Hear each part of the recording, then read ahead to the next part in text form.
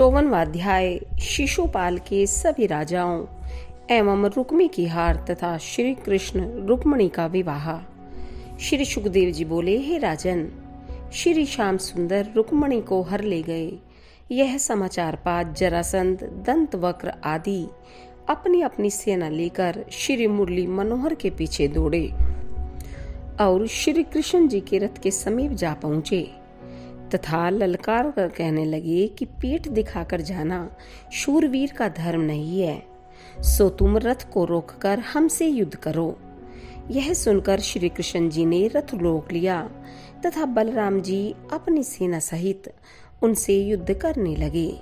उस घोर युद्ध को देखकर जब रुक्मणी अपने मन में बहुत घबराने लगी तो श्री कृष्ण जी ने धैर्य बंधाते हुए कहा कि हे रुक्मणी, तू चिंता मत कर, ये सब शत्रु एक क्षण में मारे जाएंगे। श्री श्याम जी तो रथ को एक ओर खड़ा करके युद्ध का कौतुक देखने लगे और बलराम जी ने संपूर्ण शत्रु सेना को पल भर में ही नष्ट कर डाला। उस समय जरासंध तथा दंतवक्र आदि रणभूमि से भाग गए। इतनी कथा सुनाकर श्री सुखदेव जी बोले, हे परीक्षित, विजय प्राप्त होने पर देवताओं ने आकाश से श्री बलराम जी पर पुष्पों की वर्षा की। शिशुपाल ने अपने साथी राजाओं से कहा कि इस लज्जापूर्ण जीवन से तो मृत्यु अच्छी है, मैं तो संसार में कहीं मुंह दिखाने योग्य भी नहीं रहा। तब जरासंध ने कहा, हे राजन, बुद्धिमानों को जय पराजय का हर्ष शोक नहीं करना चाहिए। देखो, मैं स्वयं भी इन लड़कों से 17 बार हारा, परंतु 18वीं बार ये मेरे सामने युद्ध भूमि से भाग गए। अतः तुम्हें इस समय चिंता को त्याग देना चाहिए, फिर कभी अवसर मिले तो कसर निकाल लेना। जरासंध के इस प्रकार समझाने पर शिशुपाल बची कुछ सेना को साथ लेकर अपने घर लौट गया। हे परीक्षित, जब रुक्मी ने यह समाचार सुना कि यादव का लड़का रुक्मणी को उठा ले गया तो क्रोधित हो बोला, मैं अभी उन दोनों भाइयों को पकड़ कर लाता हूँ, अन्यथा कभी मुंह नहीं दिखाऊंगा। ऐसी प्रतिज्ञा करके उसने सीधे श्री कृष्ण जी के रथ पर आक्रमण किया और श्री श्याम सुंदर के ऊपर तीरों की वर्षा आरंभ कर दी। परंतु श्री मुरली मनोहर ने अपने बाणों से उसके सब बाणों को निष्फल कर दिया। तदुपरांत श्री श्याम जी ने अपने 4 बाणों से उसके रथ के 4 घोड़ों को मार डाला तथा एक बाण से सारथी को मूर्छित कर दिया। फिर एक बाण से उसके रथ की ध्वजा काटकर दूसरे बाण से उसके धनुष को काट गिराया। फिर श्री मुरली मनोहर रथ से नीचे कूद पड़े तथा रुक्मी को पकड़कर जैसे ही उसका वध करने को तत्पर हुए, वैसे ही रुक्मणी ने उनको रोकते हुए कहा, हे स्वामी, जिस प्रकार आपको श्री बलराम जी प्रिय हैं, उसी प्रकार मुझे भी अपना यह भाई प्यारा है। आप इसे मूर्ख जानकर इसका अपराध क्षमा कीजिए। यदि आप इसका वध कर डालेंगे तो मेरे पिता को बहुत दुख होगा तथा इसकी पत्नी भी अत्यंत दुखी होगी। अतः हे नाथ, आपको ऐसा करना उचित नहीं है। रुक्मणी के ऐसे वचन सुनकर श्री कृष्ण जी ने रुक्मी को जान से न मारकर उसे उसके दुपट्टे से बांधकर उसके दाढ़ी, मूंछ तथा केश तलवार से मूंदकर उसको अपने रथ से बांध लिया। इतनी कथा सुनाकर श्री सुखदेव जी बोले, हे परीक्षित, इधर तो श्री कृष्ण जी ने रुक्मी की यह दशा की, उधर बलराम जी उसकी सब सेना को तहस नहस कर श्री हरि के पास आ पहुंचे। जब उन्होंने रुक्मी को बंधा देखा तो श्री मनमोहन से कहा, हे भाई, तुमसे बड़ी भूल हुई जो तुमने अपने साले को इस प्रकार बांध रखा है। इससे तो इसे मार डालना ही उचित था। अब तुम इसे शीघ्र छोड़ दो। बलराम जी की बात सुनकर श्री श्याम सुंदर ने रुक्मी को बंधन से मुक्त कर दिया। उस समय बलराम जी ने रुक्मणी को संतोष देने के लिए यह कहा, हे राजपुत्री, तुम्हारे भाई की जो दशा हुई उसमें मुरली मनोहर का कोई दोष नहीं है। रुक्मी के भाग्य में जो लिखा था वह हुआ, ऐसा जानकर तुम्हें शोक नहीं करना चाहिए। हे परीक्षित, रुक्मी लौटकर कुंडिनपुर नहीं गया। उसने कुंडिनपुर के पास ही भोजकट नामक एक अन्य नगर बसा लिया तथा अपनी पत्नी तथा पुत्रों को भी वहीं बुलाकर वहीं रहने लगा। उधर जब श्री श्याम सुंदर तथा बलराम जी द्वारकापुरी के समीप पहुंचे तो राजा उग्रसेन तथा वासुदेव सब लोगों को साथ लेकर उनकी आगवानी करने आए तथा अत्यंत प्रसन्नता पूर्वक राज मंदिर में ले गए तथा श्री कृष्ण रुक्मणी का विवाह करा दिया। स्त्रियों ने मंगल गीत गाए तथा देवताओं ने पुष्प बरसाए। इतनी कथा सुनाकर श्री सुखदेव जी ने कहा, हे परीक्षित, रुक्मणी के द्वारका में आते ही प्रत्येक घर में लक्ष्मी का निवास हो गया। रुक्मणी मंगल की इस कथा को जो कोई सच्चे मन से कहता, सुनता अथवा पढ़ता है, उसे तीर्थ स्नान का फल प्राप्त होता है। 55वां अध्याय, प्रद्युम्न का जन्म और शंबरासुर का वध। श्री सुखदेव जी बोले, हे राजन, भगवान शंकर के शाप से जब कामदेव वह भस्म हो गया, तब कामदेव की पत्नी रति दुख से व्याकुल हो विलाप करने लगी। श्री शिव जी ने दयालु होकर उससे कहा, हे रति, तू चिंतित मत हो। द्वापर युग में जब कृष्ण अवतार होगा, तब तेरा पति रुक्मणी के गर्भ से उत्पन्न होकर शंबरासुर के घर पहुंचेगा। वहां तुझे तेरा पति मिल जाएगा। यह सुनकर रति मायावती नाम से वृद्धा स्त्री का स्वरूप बना उस दैत्य के घर जाकर रसोई बनाने का कार्य करने लगी। कुछ समय बाद रुक्मणी के गर्भ से कामदेव ने जन्म लिया। वह बालक अति सुंदर था। तदुपरांत नारद मुनि ने शंबर नामक दैत्य के पास जाकर कहा कि तेरे शत्रु ने प्रद्युम्न नाम से श्री कृष्णचंद्र जी के घर अवतार लिया है।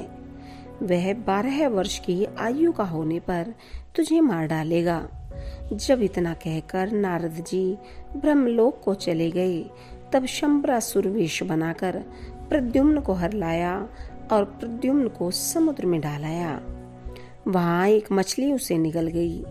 3 वर्ष तक वह पेट में ही पलता रहा। तदुपरांत एक केवट उस मछली को पकड़कर उसे शंबरासुर के पास भेंट स्वरूप ले पहुंचा। शंबर ने उस मछली को अपने रसोई घर में भिजवा दिया। वहां जब उस मछली का पेट चीरा गया, तब उसमें से एक अत्यंत सुंदर बालक निकला। मायावती उसे प्रसन्नता पूर्वक ले शंबरासुर से छिपाकर उसको पालने लगी। उन्हीं दिनों नारद जी ने मायावती के पास पहुंचकर उसे बता दिया कि यह बालक तेरा पति कामदेव है। इसके माता पिता द्वारकावासी रुक्मणी तथा कृष्ण हैं। इसे शंबर चुराकर समुद्र में डाल दिया था, परंतु श्री शिव जी की कृपा से यह तेरे पास आ पहुंचा है। यह शंबरासुर को मारकर तुझे द्वारका ले जाएगा। यह सुनकर मायावती को अत्यंत प्रसन्नता हुई। वह उस बालक के प्रति पति भाव रखकर उसका बड़े प्रेम से पालन पोषण करने लगी। वह जो सयाना होता जाता था, त्यों तो रति अपने पति को प्राप्त करने की आशा में अधिक प्रसन्न होती थी।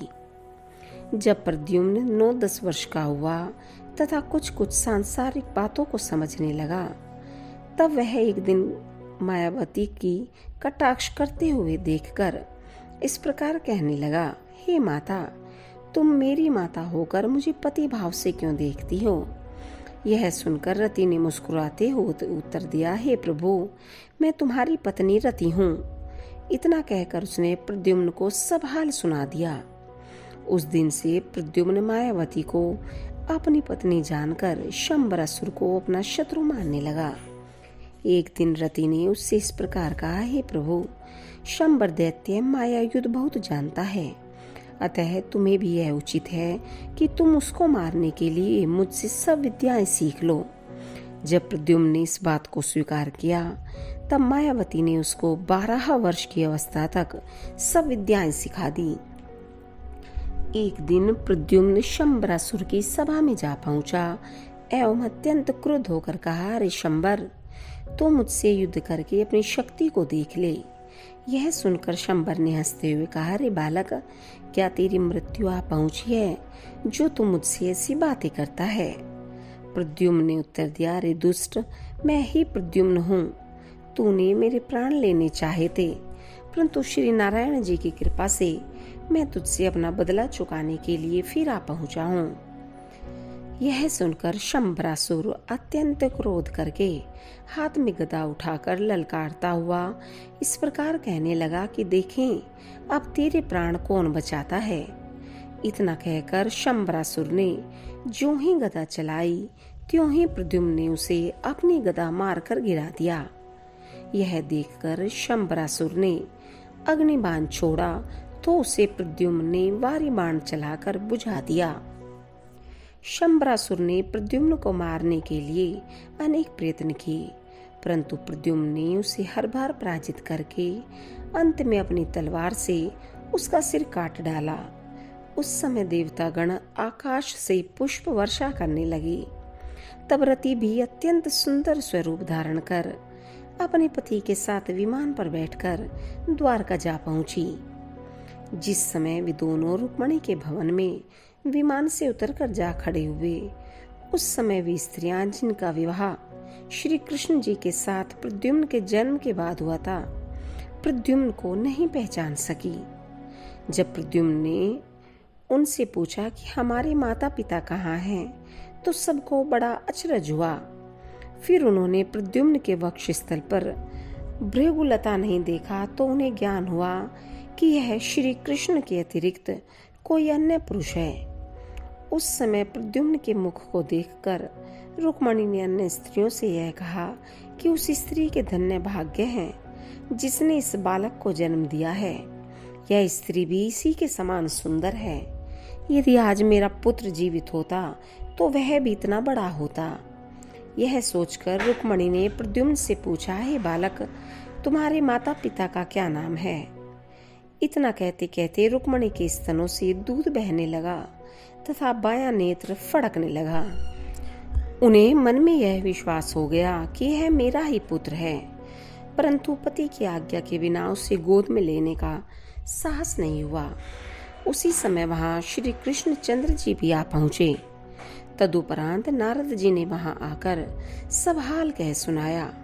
उस समय रुक्मणी ने अत्यंत प्रेम मग्न हो दौड़कर प्रद्युम्न को अपने हृदय से लगा लिया तथा बार बार उसका मुख एवं मस्तक चूमने लगी। उस समय उन्हें जो आनंद मिला वह कहा नहीं जा सकता। तदुपरांत रति को भी अपनी गोद में बैठाकर बहुत प्यार किया। पुत्र वधू को देखकर श्री कृष्ण जी को भी बड़ी प्रसन्नता हुई। यद्यपि वे सब हाल जानते थे, फिर भी उन्होंने अब तक रुक्मणी को कुछ नहीं बताया था। उस समय द्वारकावासी सभी लोग आनंदित होकर मंगलाचार करने लगी। फिर एक दिन शुभ मुहूर्त में वासुदेव जी ने बड़ी धूमधाम से प्रद्युम्न का विवाह रति के साथ कर दिया। इतनी कथा सुनाकर श्री सुखदेव जी ने कहा, हे परीक्षित, इस प्रकार कामदेव ने पुनर्जन्म लेकर अपनी पत्नी रति को अपनाया। 56वां अध्याय श्यामंतक मणि की कथा। श्री कृष्ण जी का जामवती तथा सत्यभामा से विवाह। श्री सुखदेव जी बोले, हे राजन, जिन दिनों प्रद्युम्न शंबरासुर के यहाँ पल रहा था, उन्हीं दिनों सतराजीत नामक एक यादव ने पहले तो श्री कृष्ण जी को मणि चोरी का मिथ्या दोष लगाया, फिर लज्जित होकर उनके साथ अपनी कन्या का विवाह कर दिया। यह सुनकर परीक्षित ने कहा, हे कृपा सिंधु, यह पूर्ण वृतांत आप मुझे सुनाने की कृपा करें। श्री सुखदेव जी बोले, हे परीक्षित, द्वारिकापुरी में सतराजीत नामक एक यादव रहता था। उसने बहुत दिनों तक श्री सूर्य नारायण का ध्यान एवं तप किया, जिससे प्रसन्न होकर सूर्य नारायण ने उसे श्यामंतक नामक एक मणि देकर यह कहा कि यदि तुम इस मणि को नित्य प्रति सच्चे मन से पूजन एवं ध्यान किया करोगे तो तुम्हें अत्यंत सुख प्राप्त होगा। जिस घर में यह मणि रहेगी वहाँ कोई दरिद्र न होगा। हे परीक्षित, उस मणि का यह प्रभाव था कि जो कोई श्रद्धा तथा नियम पूर्वक उसकी पूजा करता था, उसे वह मणि 20 मन सोना प्रतिदिन देती थी। अस्तु उस मणि के प्रभाव से सतराजीत कुछ ही दिनों में धनाढ्य हो गया। एक दिन वह अत्यंत अभिमान पूर्वक उस मणि को गले में बांधकर श्री श्याम सुंदर की सभा में जा पहुंचा। जब यदुवंशियों ने सूर्य के समान प्रकाश फैलाते हुए उसे दूर से आते हुए देखा तो वे श्री कृष्ण जी से यह कहने लगे कि हे श्री कृष्ण चंद्र जी, ऐसा प्रतीत होता है कि श्री सूर्य नारायण आपके दर्शन करने के लिए यहाँ चले आ रहे हैं। यह सुनकर श्री श्याम सुंदर ने उन्हें बतलाया कि अपने कंठ में सूर्य नारायण की दी हुई मणि बांधकर सत्राजीत आ रहा है। जब सत्राजीत सभा में आकर बैठ गया, उस समय श्री श्याम सुंदर उसकी मणि की ओर देखने लगे। यह देखकर सत्राजीत वहां से उठकर चल दिया। इसी प्रकार कभी कभी वह श्री कृष्ण जी की सभा में जाया करता था। एक दिन सब यदुवंशियों ने श्री कृष्ण जी से कहा, हे प्रभु, आप इस मणि को सत्राजीत से लेकर राजा उग्रसेन को दीजिए, क्योंकि यह उसे शोभा नहीं देती है। यह सुनकर श्री कृष्ण जी ने एक दिन हंसते हुए सत्राजीत से इस प्रकार कहा, हे सत्राजीत, राजा को सब मनुष्यों में श्रेष्ठ माना जाता है, अतः जिस व्यक्ति के पास जो श्रेष्ठ वस्तु हो उसे वह वस्तु राजा को दे देनी चाहिए। अतः तुम भी अपनी मणि राजा उग्रसेन को भेंट करके संसार में यश प्राप्त करो। सत्राजीत कुछ उत्तर न दे उदास हो अपने घर लौट आया। घर जाकर सत्राजीत ने अपने भाई प्रसेन को सारी बात बताई। वह सुनकर प्रसेन ने वह मणि सत्राजीत से लेकर अपने गले में बांध ली। तदुपरांत जब एक दिन शिकार खेलने के लिए वन में गया तो वहां अपने साथियों से दूर होकर एक पर्वत की कंदरा में समीप जा पहुंचा। उस कंदरा में एक सिंह रहता था। उसने प्रसेन को देखा तो घोड़े सहित उसे मारकर खा गया। उसी समय श्री रामचंद्र जी के परम भक्त जांबवान नामक रीछ ने उस स्थान पर पहुंचकर उस सिंह को भी मार डाला तथा मणि को लेकर अपने कंदरा में चला गया। उस मणि के प्रकाश से जांबवान की अंधेरी कंदरा में सर्वत्र प्रकाश फैल गया। हे परीक्षित, प्रसेन के साथियों ने घर लौटकर सत्राजीत को बताया कि तुम्हारा भाई एक हिरण के पीछे घोड़ा दौड़ाता हुआ वन में न जाने कहाँ चला गया। बहुत ढूंढने पर भी कोई पता नहीं चला। सत्राजीत ने अपने मन में यह विचार किया कि उस दिन श्री कृष्ण चंद्र के मांगने पर मैंने उन्हें मणि नहीं दी थी, अतः यह संभव है कि उन्हीं ने मणि पाने के लिए मेरे भाई को वन में मार डाला हो। यह बात उसने अपनी स्त्री से कही एवं उसकी स्त्री ने यह बात अपनी सखियों से कही। हे परीक्षित, धीरे धीरे घर में जब यह बात फैल गई तो यह चर्चा श्री कृष्ण जी के कानों में भी पड़ी। इस मिथ्या कलंक को सुनकर श्री श्याम सुंदर पहले तो कुछ उदास हुए, फिर 10-15 यदुवंशियों तथा प्रसेन के साथ शिकार खेलने के लिए गए हुए कुछ सेवकों को साथ लेकर उसे ढूंढने के लिए वन में जा पहुंचे। हे परीक्षित, वन में जाकर वे प्रसेन के घोड़े तथा हिरण के पांव के चिन्हों को देखते हुए उस स्थान पर जा पहुंचे जहां प्रसेन को सिंह ने मार डाला था। उस स्थान पर सिंह के पंजों के निशान देखकर यह तो निश्चित हो गया कि प्रसेन को सिंह ने मार डाला है, परंतु मणि का पता नहीं चला। तदुपरांत वे लोग सिंह के पंजों के निशान देखते ही उस कंदरा के समीप पहुंच गए जहां जांबवान ने सिंह को मार डाला था तथा उसकी लाश पड़ी हुई थी। यह देख सब लोग आश्चर्यचकित होकर कहने लगे कि इस वन में सिंह से भी अधिक शक्तिशाली ऐसा कौन सा पशु आ गया जो इसे मारकर मणि को ले इस कंदरा में घुस गया है। श्री श्याम जी ने यह देखकर उनसे यह कहा कि मैं अकेला ही इस कंदरा के भीतर जाता हूँ। तुम लोग 12 दिन तक यहीं बाहर ठहर कर मेरी प्रतीक्षा करना। यदि इस अवधि के भीतर मैं न आ सकूं तो तुम यहाँ के सब समाचार घर जाकर कह देना। हे परीक्षित, इतना कहकर श्री कृष्ण जी तो कंदरा के भीतर घुस गए तथा अन्य लोग बाहर बैठे रहे। भीतर जाकर श्री कृष्ण जी ने जामवंत के रहने का सुंदर स्थान देखा तथा यह भी देखा कि उसकी परम सुंदरी कन्या जाम्बवती उस मणि को अपने हाथ में लिए हुए पालने में झूल रही है। यह देखकर जैसे ही श्री कृष्ण जी ने मणि को लेना चाहा, वैसे ही एक दासी ने जामवंत को पुकारा। उस पुकार को सुन जामवंत श्री श्याम जी के समीप आकर मल्ल युद्ध करने लगा। अस्तु निरंतर 27 दिन एवं 27 रात तक वह युद्ध चलता रहा, परंतु जामवंत ने देखा कि श्री कृष्ण जी के ऊपर उसका कोई बल नहीं चल रहा है। तो उसने अपने मन में यह विचार किया कि श्री रामचंद्र जी तथा लक्ष्मण जी के अतिरिक्त किसी में इतनी सामर्थ्य नहीं है जो कोई मुझे युद्ध में जीत सके। अतः ऐसा प्रतीत होता है कि यह श्यामल स्वरूप भी रामचंद्र जी का ही अवतार है। इतनी कथा सुनाकर श्री सुखदेव जी ने कहा, हे परीक्षित, जब जामवंत को यह ज्ञान प्राप्त हुआ उस समय जामवंत गदगद होकर उनके चरणों में गिर पड़ा तथा हाथ जोड़कर स्तुति करते हुए इस प्रकार बोला, हे प्रभु, आपने बड़ी कृपा की जो पृथ्वी का भार उतारने के लिए यह अवतार ग्रहण करके मुझे अपना दर्शन दिया है।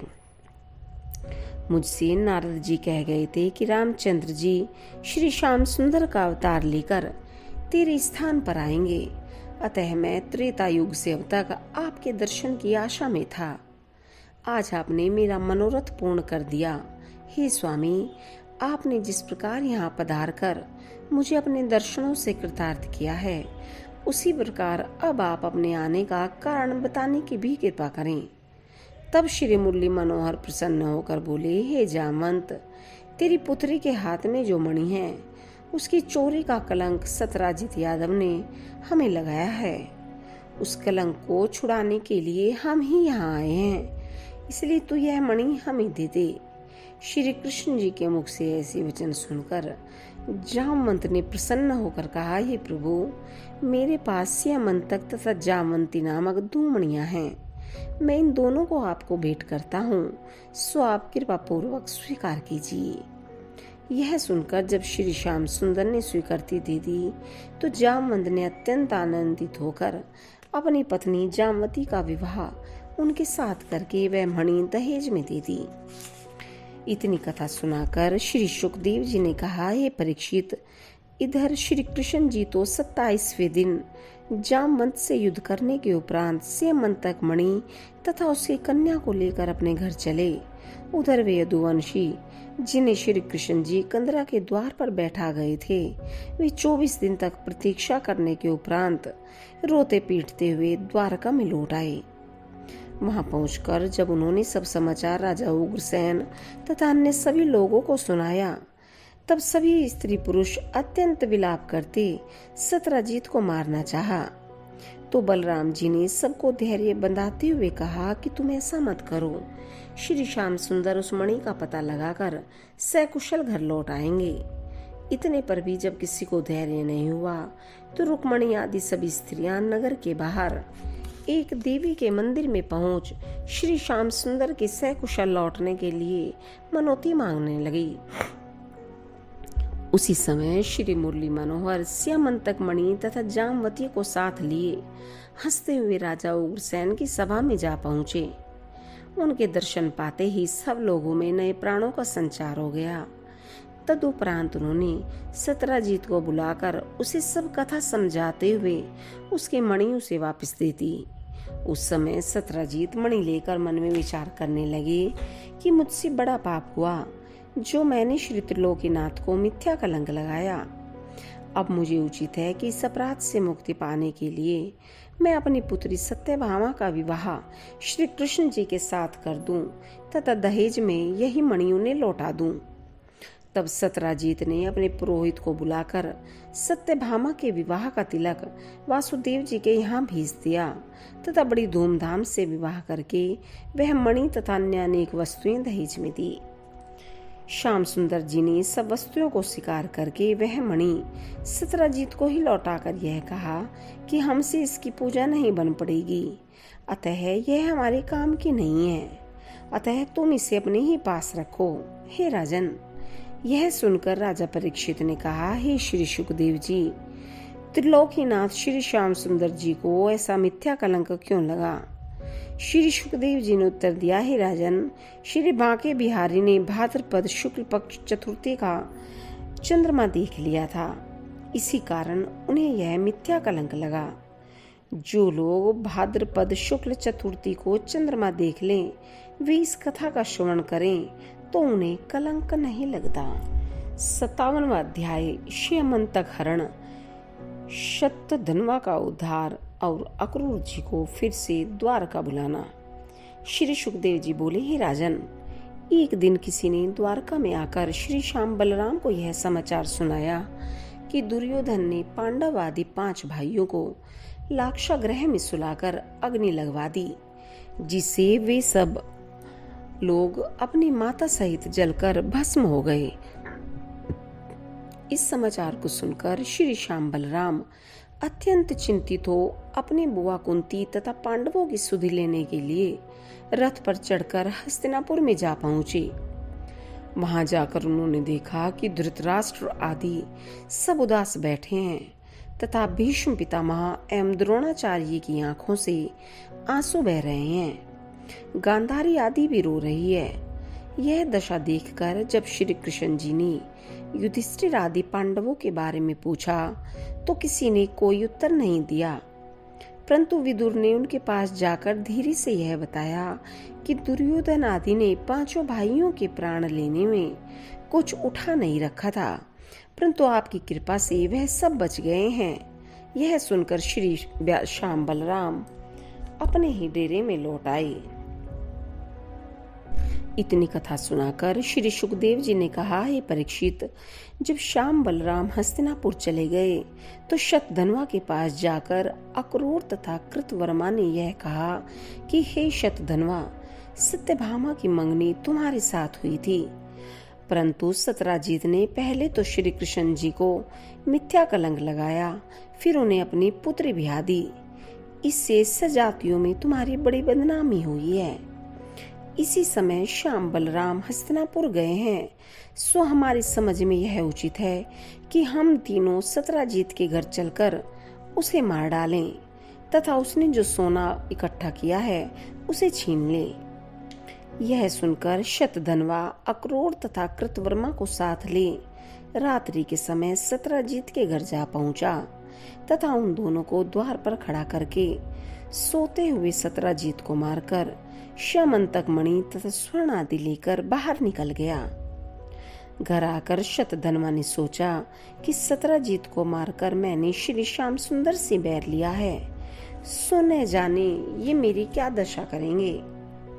इधर सत्यजीत की मृत्यु पर उसकी स्त्री ने सत्यभामा को बुला भेजा। सत्यभामा ने अपने पिता को मरा हुआ देखा तो वह उसी समय रथ पर चढ़कर श्री कृष्ण जी के पास हस्तिनापुर जा पहुंची। जब श्री श्याम सुंदर ने सत्यभामा को हस्तिनापुर में देखा तो उसके आने का कारण पूछा। सत्यभामा ने उन्हें बताया कि हे स्वामी, आपके पीछे शतधन्वा ने मेरे पिता को सोते हुए मार डाला है तथा श्यामंतक मणि तथा धन उठा ले गया है। यह सुनकर दोनों भाई सत्यभामा को धैर्य बंधा उसी समय द्वारका को चल पड़े। जब शतधन्वा ने यह समाचार सुना कि श्री श्याम बलराम हस्तिनापुर से लौटकर आ रहे हैं तो वह श्यामंतक मणि को ले कृतवर्मा तथा अक्रूर के पास जाकर इस प्रकार कहने लगा, हे भाई, अब श्री श्याम के हाथ से मेरा प्राण बचना कठिन है। वे मुझे मारने के लिए हस्तिनापुर से आ रहे हैं, सो या तो तुम मुझे कहीं छिपा दो, अन्यथा ही अक्रूर तुम मेरा रथ हाँको, मैं श्री कृष्ण जी से युद्ध करूंगा। उस समय शतधन्वा की बातें सुनकर उन्होंने उत्तर दिया, हे शतधन्वा, तुमने सत्यजीत को मारते समय ही यह विचार क्यों नहीं कर लिया था कि श्री कृष्ण जी सत्यभामा का पक्ष लेंगे।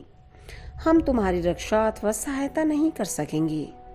जिन प्रभु ने गोवर्धन पर्वत को उंगली पर उठा लिया तथा अपनी बाल्यावस्था में ही बड़े बड़े दैत्यों का संहार कर दिया, उनसे भला युद्ध कौन कर सकता है।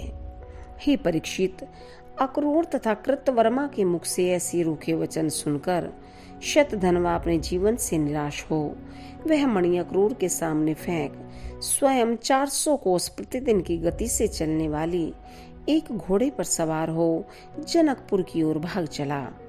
उधर श्याम सुंदर ने द्वारका पहुंचकर जब शतधन्वा के भागने का समाचार सुना तो वे दोनों भाई सत्यभामा को वहीं छोड़ अपना रथ लेकर उसके पीछे पीछे दौड़ पड़े तथा जनकपुर के समीप जाकर उसे घेर लिया।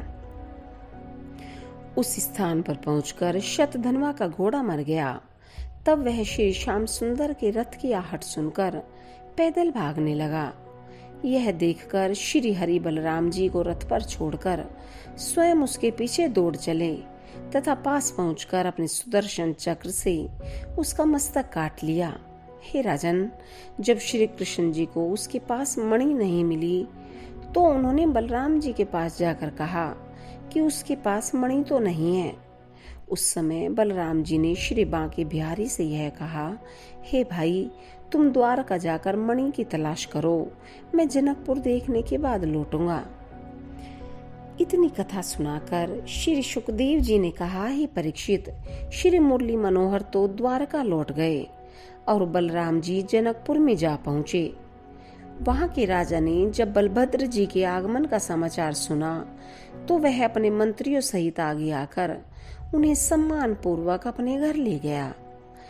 उसी समय बलराम जी ने दुर्योधन को गदा युद्ध की शिक्षा दी। भगवान श्री श्याम सुंदर ने द्वारका में लौटकर सत्यराजीत के मृत शरीर का दाह कर्म आदि कराया। अक्रूर जी की अनुपस्थिति में द्वारका में अनावृष्टि एवं महामर्यादि का प्रकोप होने लगा, जिससे संपूर्ण प्रजा कष्ट पाने लगी। यह दशा देखकर एक दिन सब लोगों ने श्री श्याम सुंदर से इस प्रकार कहा, हे प्रभु, हमारे देश में अनावृष्टि एवं महामारी आदि का प्रकोप बढ़ रहा है, अतः आप कृपा करके कोई ऐसा उपाय कीजिए जिससे हमारा दुख दूर हो।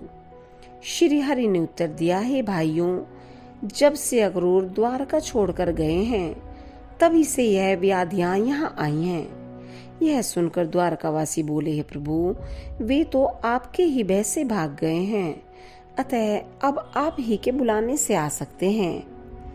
तब श्री कृष्णचंद्र जी ने आज्ञा दी कि तुम लोग अक्रूर को ढूंढकर सम्मान पूर्वक यहाँ लिवा लाओ।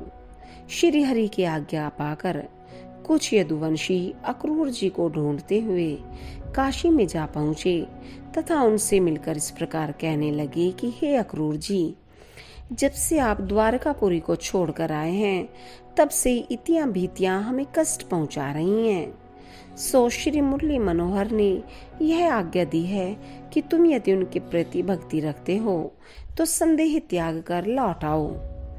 यह सुनकर अक्रूर जी अत्यंत प्रसन्न होकर द्वारकापुरी को चल पड़े। उनके आने का समाचार सुनकर श्री कृष्ण बलराम सब लोगों को साथ ले नगर के बाहर जाकर उन्हें सम्मान पूर्वक द्वारका में ले आए।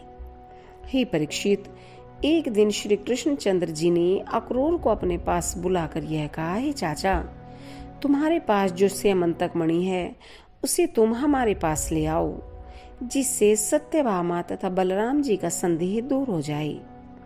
श्री मुरली मनोहर के मुख से ऐसे वचन सुनकर अक्रूर ने उस मणि को लाकर राजसभा में पहुंच सबके सामने श्री कृष्णचंद्र जी के समीप रख दिया तथा हाथ जोड़कर इस प्रकार प्रार्थना की कि हे दीन बंधु, आप मेरे अपराध को क्षमा करें। उस मणि को देखकर श्री बलराम जी तथा सत्यभामा लज्जित होकर श्री मनमोहन के चरणों पर गिर पड़े। श्री बलदेव जी ने रोते हुए कहा, हे प्रभु, मुझसे बड़ा अपराध हुआ जो आपके ऊपर मिथ्या संदेह किया। अब मैं आपको मुंह दिखाने योग्य नहीं रहा, इसलिए वन में जाकर अपने प्राण त्याग दूंगा। यह सुनकर श्री श्याम सुंदर ने उन्हें अपनी छाती से लगाकर कहा कि मैंने कोई बुरा नहीं माना है, अतः तुम चिंता मत करो। इस प्रकार बलभद्र जी को समझाकर श्री मुरली मनोहर ने वह मणि सत्यभामा को दे दी। इतनी कथा सुनकर राजा परीक्षित ने पूछा, हे प्रभु, जब अक्रूर ऐसा गुणी था तो उसने शतधनवा को सत्यजीत को मारने की सम्मति क्यों दी तथा स्वयं द्वारका से क्यों भाग गया?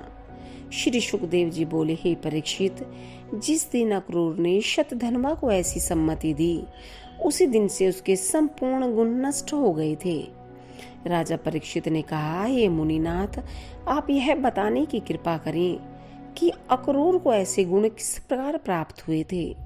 श्री सुखदेव जी ने उत्तर दिया, हे परीक्षित, एक बार अनावृष्टि के कारण काशी में बड़ा दुर्भिक्ष पड़ा। उन दिनों सुफलक नामक एक बड़ा हरिभक्त, सत्यवादी तथा धर्मात्मा यादव किसी प्रकार वहां जा पहुंचा। उसके पहुंचते ही वहां खूब वर्षा हुई। यह देखकर काशी नरेश ने प्रसन्न होकर अपनी गांधिनी नामक कन्या का विवाह उसके साथ कर दिया। उसी कन्या के गर्भ से अक्रूर ने जन्म लिया था, अतः उसमें सुफलक के सब गुण प्रकट हुए थे। 58वां अध्याय श्री कृष्ण जी का कालिंदी, सत्या, भद्रा तथा लक्ष्मण आदि से विवाह करने की कथा। श्री सुखदेव बोले, हे राजन, पांडवों के कुशल पूर्वक लाक्षागृह से बचने का हाल सुनकर श्री कृष्ण जी अनेक यदुवंशियों को साथ लेकर उनसे मिलने के लिए इंद्रप्रस्थ जा पहुँचे। पांचों भाई उन्हें सम्मान सहित राजभवन में लिवा ले गए। तदुपरांत जब श्री कृष्ण जी ने कुंती के चरणों में मस्तक रखकर प्रणाम किया, कुंती ने उन्हें आशीर्वाद देकर सब लोगों के कुशल क्षेम पूछी। तभी द्रौपदी ने आकर श्री कृष्ण चंद्र जी को प्रणाम किया। जब श्री कृष्ण जी भोजन आदि से निवृत्त हो चुके, तब कुंती ने उनसे इस प्रकार कहा, हे त्रिलोकीनाथ, आप ही हम सब की रक्षा करने वाले हैं। जिस प्रकार अपनी शरण में आने वाले भक्तों का दुख दूर कर देते हैं, उसी प्रकार मेरे पुत्रों को भी रक्षा कीजिए। इस प्रकार जब कुंती विनय कर चुकी, तब युधिष्ठिर ने हाथ जोड़कर इस प्रकार कहा, हे प्रभु, मैंने पूर्व जन्म में कोई शुभ कर्म किया था, जिसके पुण्य से आपके दर्शन प्राप्त हुए हैं। हे दीनानाथ, जिस प्रकार आपने मुझे अपना सेवक जानकर यहाँ पधारने की कृपा की है, उसी प्रकार अब आप वर्षा ऋतु के 4 महीने यहीं बिताकर हम सबको आनंद प्रदान कीजिए। युधिष्ठिर के ऐसे वचन सुनकर श्री श्याम सुंदर 4-5 मास तक उन्हीं के पास रहे। हे परीक्षित, एक दिन श्री कृष्णचंद्र जी अर्जुन के साथ शिकार खेलने के लिए वन में गए। वहां उन्होंने अनेक पशुओं का आखेट किया। तदुपरांत जब अर्जुन को प्यास लगी, तो वे उसे साथ लेकर यमुना तट पर जा पहुंचे। वहां जल पीने के उपरांत एक वृक्ष की छाया में सो गए। कुछ देर बाद जब अर्जुन उठकर यमुना तट पर फिर पहुंचा, तो उसने यह देखा कि यमुना जल के बीच में एक रत्न जड़ित स्वर्ण मंदिर बना हुआ है तथा उसमें बैठी हुई एक परम सुंदरी तपस्या कर रही है। यह दृश्य देखकर अर्जुन ने उस कन्या के पास जाकर पूछा, हे सुंदरी, तुम्हारा नाम क्या है? तुम किसकी पुत्री हो तथा तुम अकेली बैठी हुई किस लिए तपस्या कर रही हो? यह सुनकर उस परम सुंदरी कन्या ने उत्तर दिया, हे वीर, मैं सूर्य की पुत्री कालिंदी हूँ। मैंने श्री कृष्ण चंद्र जी के सुंदर स्वरूप पर रीझ कर उन्हें अपना पति बनाने का निश्चय किया है। अतः मैं अपने पिता की आज्ञा अनुसार यहाँ रहकर श्री मुरली मनोहर के नाम का जप करती हुई उन्हीं को प्राप्त करने के लिए तपस्या कर रही हूँ। यह सुनकर अर्जुन वहां से श्री श्याम जी के पास लौट आया तथा उन्हें कालिंदी की सारी बातें बत सुनाई। यह सुनकर श्री मुरली मनोहर उस स्त्री के पास जा पहुँचे। जब अर्जुन ने कालिंदी से कहा कि श्री बांकी बिहारी आए हैं, तो वह अत्यंत प्रसन्न होकर उनके चरणों पर जा गिरी। उस समय श्री हरि ने प्रसन्न होकर उसका हाथ पकड़ लिया। यह देखकर कालिंदी ने प्रार्थना करते हुए इस प्रकार कहा, हे प्रभु, यूं तो मन कर्म वचन से मैं आपकी दासी हूँ, परंतु वेद शास्त्रों में जो मर्यादाएं बांध दी हैं, उनका पालन करना उचित है। यह सुनकर श्री कृष्णचंद्र जी ने उसी समय सूर्य देवता के पास जाकर यह कहा कि आप अपनी कन्या का विवाह मेरे साथ कर दें। सूर्य ने उसी समय कालिंदी का विवाह श्री कृष्ण जी से कर दिया। फिर श्री मुरली मनोहर कालिंदी को रथ पर बैठाकर इंद्रप्रस्थ ले आए। वहां एक सुंदर भवन में कालिंदी को ठहराकर स्वयं एक रूप से तो वहीं रह गए और दूसरे रूप से अर्जुन के साथ कुंती के पास चले गए। हे परीक्षित, एक दिन राजा युधिष्ठिर की प्रार्थना पर श्री हरि ने विश्वकर्मा को आज्ञा दी कि इंद्रप्रस्थ में ऐसे सुंदर भवन निर्मित कर दें जैसे द्वारकापुरी में बनाए थे। कुछ समय बीतने पर एक दिन अग्नि देवता ने श्री कृष्ण जी के पास आकर प्रार्थना की कि हे प्रभु, अजीर्ण का रोग हो जाने के कारण मेरी यह इच्छा है कि यदि आप आज्ञा दें तो मैं खांडव वन को, जहाँ अनेक प्रकार की जड़ी बूटियां लगी हैं, जलाकर भस्म कर दूं।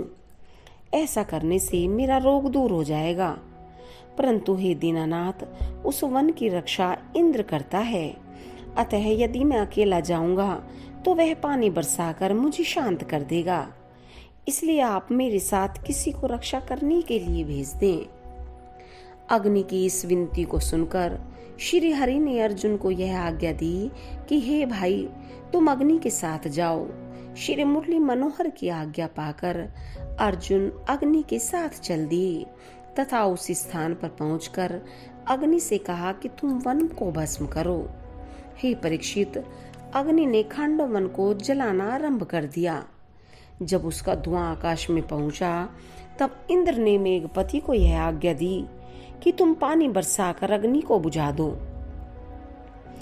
इंद्र की आज्ञा पाकर जब बादलों ने जल बरसाना आरंभ किया, उस समय अर्जुन ने वायु बाण चलाकर सब मेघों को तितर बितर कर दिया तथा बाणों द्वारा उस वन के चारों ओर एक ऐसा घेरा बना दिया जिससे वहां जल की बूंद न पहुंच सके। यह देखकर जब अग्नि प्रसन्नता पूर्वक उस वन को जलाने लगी, उस समय उस वन में रहने वाले मैं नामक दानव ने अर्जुन के पास आकर प्रार्थना की कि हे राजपुत्र, आप मुझे अपनी शरण में आया हुआ जानकर मेरी रक्षा करें। यह सुनकर अर्जुन ने अग्नि को आज्ञा दी कि तुम मैं दानव का स्थान मत जलाओ। अर्जुन की आज्ञा अनुसार जब अग्नि ने मैं दानव के स्थान को छोड़कर संपूर्ण वन को जला दिया, तब मैंने अर्जुन से मित्रता करके अपनी माया द्वारा इंद्रप्रस्थ में एक ऐसे सभा भवन का निर्माण किया जिसे देख सब लोग मोहित हो जाते थे। हे परीक्षित, अर्जुन की सहायता से अत्यंत प्रसन्न होकर अग्नि देवता ने अर्जुन को गांडीव नामक एक धनुष, एक दिव्य कवच, एक रथ, 4 श्वेत वर्ण के घोड़े, 2 अक्षय तूणीर, एक तलवार तथा एक ढाल भेंट में दी। हे राजन, 4 महीने इंद्रप्रस्थ में रहने के उपरांत जब श्री मुरली मनोहर ने पांडवों से विदा मांगी, उस समय युधिष्ठिर आदि 5 भाई, कुंती तथा द्रौपदी सब उदास हो गए। श्री कृष्णचंद्र जी उन्हें धैर्य बंधा कालिंदी को साथ लेकर द्वारकापुरी लौट आए। उस समय द्वारका में घर घर मंगलाचार हुए।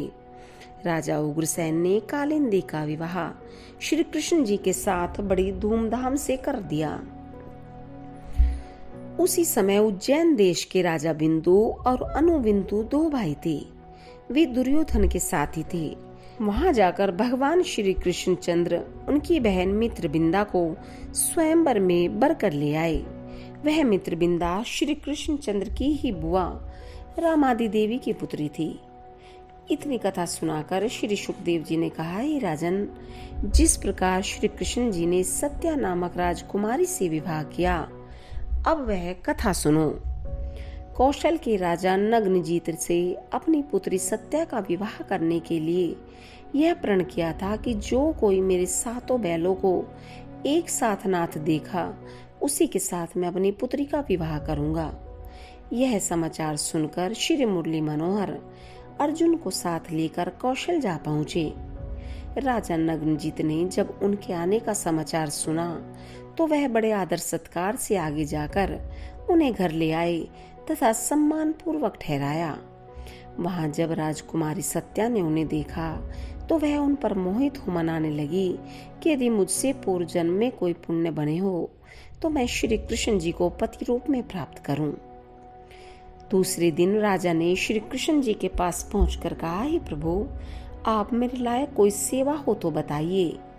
यह सुनकर श्री कृष्ण जी बोले, हे राजन, यद्यपि मांगना क्षत्रियों का धर्म नहीं है, फिर भी हम यह चाहते हैं कि तुम अपनी कन्या सत्या का विवाह हमारे साथ कर दो। राजा ने उत्तर दिया, हे प्रभु, मैंने सत्या के विवाह के लिए यह प्रण किया है कि जो व्यक्ति मेरे 7 बैलों को एक साथ नाथ देगा, उसी के साथ उसका विवाह करूंगा। परंतु यह प्रण अभी तक पूरा नहीं हुआ, इसलिए आप पूरा कर दे तो मेरी लाज रह जाए। यह सुनकर श्री कृष्ण जी ने राजा के 7 बैलों को एक साथ नाथ दिया। तब राजा नग्नजित ने अत्यंत प्रसन्न होकर शस्त्रानुसार सत्या का विवाह श्री मुरली मनोहर के साथ कर दिया तथा 10 सहस्त्र गौ, 3 सहस्त्र वस्त्र अलंकार से सुसज्जित दासियां तथा अपार द्रव्य रत्न आदि दहेज में देकर अपनी कन्या को विदा किया। जब श्री कृष्ण जी द्वारका में पधारे तो छोटे बड़े सभी लोगों ने अत्यंत आनंद मनाया। इतनी कथा सुनाकर श्री सुखदेव जी ने कहा, हे राजन, अब श्री कृष्ण जी ने भद्रा के साथ जिस प्रकार विवाह किया वह कथा सुनो। श्रुत सुकृत नाम के राजा ने अपनी पुत्री भद्रा के विवाह के लिए स्वयंवर रचाया। उसमें भाग लेने के लिए अनेक राजा आए तथा श्री कृष्ण जी भी अर्जुन को साथ लेकर वहां जा पहुंचे। जब राजकुमारी अपने हाथों में वरमाला लिए हुए आई, तब श्याम सुंदर की मोहिनी मूर्ति पर रीझकर माला उनके गले में डाल दी। तब राजा ऋतु सुकृत ने भद्रा का विवाह श्री कृष्ण चंद्र जी के साथ किया तथा उन्हें बहुत सा दहेज देकर अपनी कन्या सहित विदा किया। भद्र देश के राजा की कन्या लक्ष्मणा को स्वयं अकेले ही भगवान श्री कृष्ण चंद्र जी हर कर ले आए। हे परीक्षित, इस प्रकार श्री मुरली मनोहर अपना विवाह करके 8 प्रहर आनंद मनाते हुए द्वारका में निवास करने लगे। सभी स्त्रियां उनकी प्रेम पूर्वक सेवा किया करती थी। रुक्मणी, जामवती, सत्यभामा, कालिंदी, मित्रवृंदा, सत्या, भद्रा तथा लक्ष्मणा, ये 8 उनकी पटरानियां कहलाती थी।